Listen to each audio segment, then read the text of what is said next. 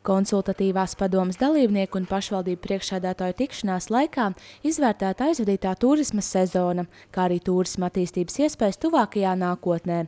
Valmieras pilsētas pašvaldības priekšsēdētājs Jānis Baigs aizvadīto sezonu vērtē pozitīvi, taču norāda, turisma infrastruktūra katru gadu jāpilnveido, jāpapildina ar jauniem piedāvājumiem un turisma objektiem. Vērtējot šā gada sezonu, tad jebkurā gadījumā turisti arī paliek aizvien prasīgāki. Ja ir vienreiz atbraukuši, nākamreiz atbraucot, grib atkal redzēt kaut ko jaunu.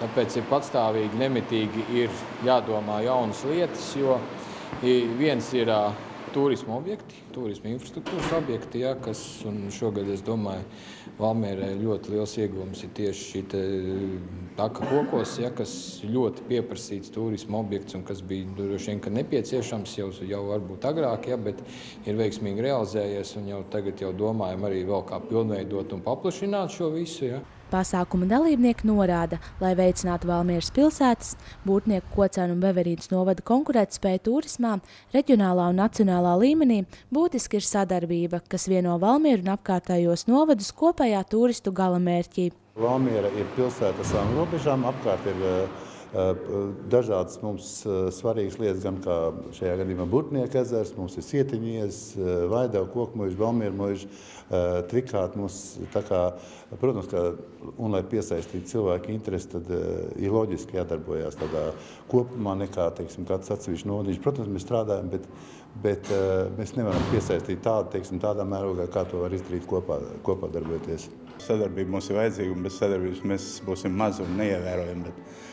Mēs jau sadarbojamies arī ar Rūjienas virzienu. Mums arī tās stīgas, kur caur Igauniju iet, un turisti, kas iebrauc pie mums, protams, viņi meklē objektus Valmierā, pie mums, Kocēnos, Trikātā un Veverīnā. Tā kā es domāju, ka nekas jau nemainīsies arī nākošā gadā. Mēs tikai vēlamies paplašināt šīs robežas. Valmierā turistus piesaista kultūras, teātra un sporta pasākumi. Tāpat pilsētā attīstīts arī gardēžu turisms.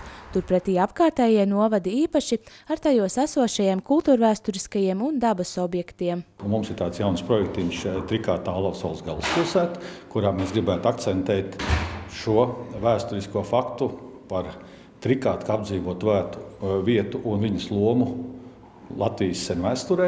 Un otrs objektiņš, ko mēs nākotnē gribētu attīstīt, tas ir Pekas pilskalns, ko varbūt daudz valmierieši ir dzirdējuši, bet varbūt nav bijuši.